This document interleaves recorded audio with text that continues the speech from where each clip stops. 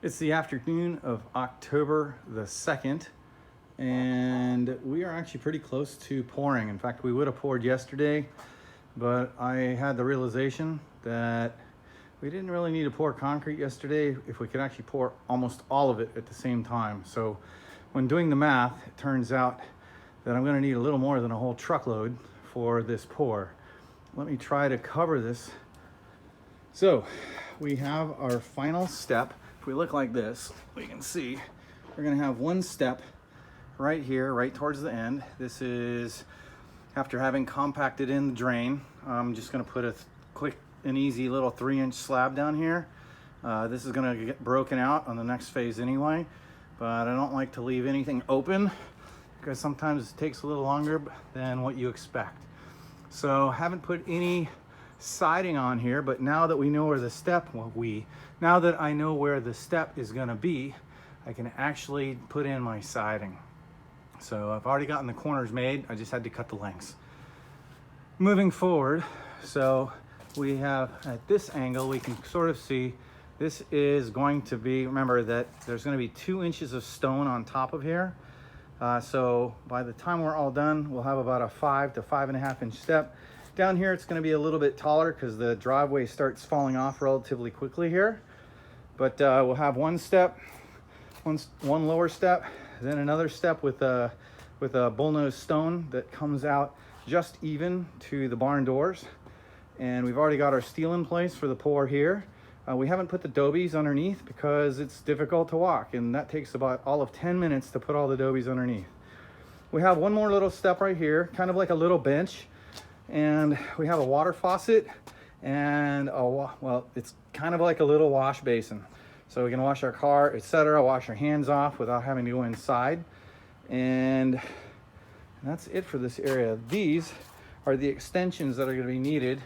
What's nice about these, all you have to do is cut the bottoms to the length that you want, put them in place, put a little weight on them when you do your concrete work, and you're good to go. So let's walk around to the other side. We're already 2 minutes in. Nothing happening here yet, but there are going to be changes very soon. The rebar is already in place here. I'm going to watch my step as I walk. I think we'll get a better view. Let's see. What else? I've gotten the electricity line to run. The air line that's right here is not planning on going underneath my concrete anyway. So they have a little bit of doweling. They've already drilled the holes for right here. I know I'm moving along quickly, trying to keep it short and sweet. So this is the back side that I just looked from the other side. So we've got a little bit of dowel work to do here. That's on Monday. If you notice that the side has, on both of these sides, this little black strip that you see here. That's an expansion joint, and it also allows the concrete guys to know how high the concrete's going to be set. So they put this in advance, and that way they know how high to go. On this side, I guess they're going to have to put some kind of strip. Anyway, so this has already been formed and ready for concrete work as well. Once the concrete's been in place for a couple days, we'll pull off the forms and we'll take some of this base rock, wet it down, and use a jumping jack and compact this space as well.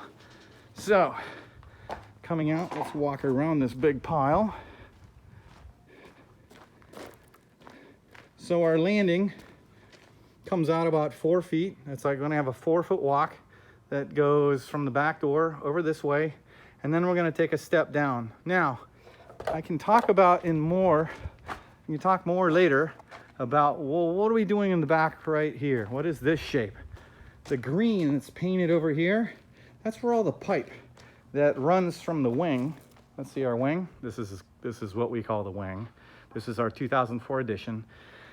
A full set of utilities runs under the ground from this green stripe straight over to across where this door is. And I had to move this left box.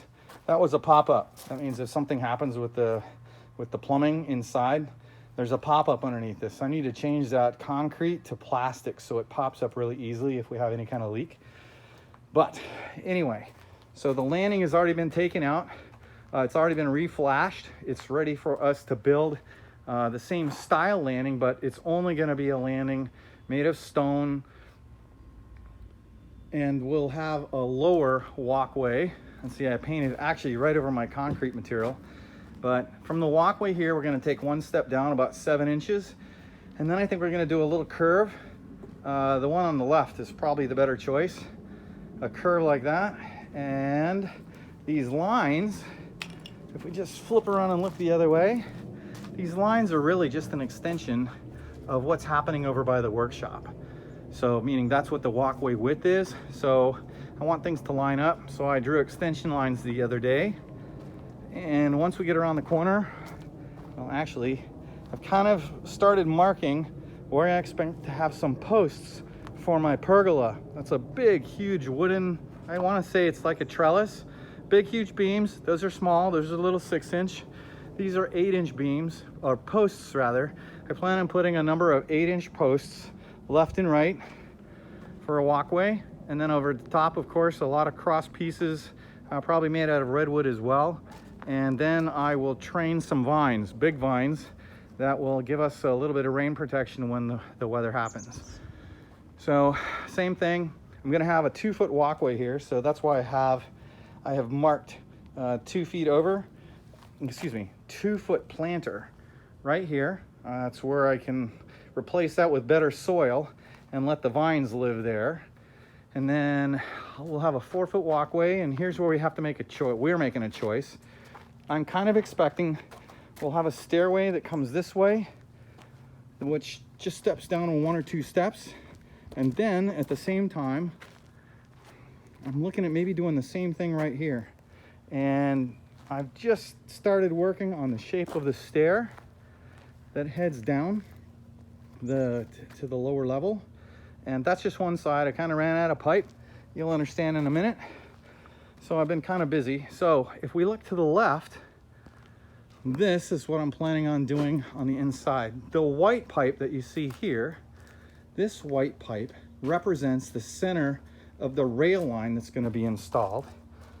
And so it cuts right across this walkway, and it's going to head over in this direction towards that green bin.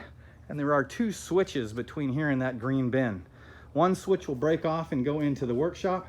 The other switch at the far side will break off, and it is going to have a fuel car at the end to supply the energy for the generator room, which will have a generator inside. So looking back this way, the white pipe on the left represents the outside border of where this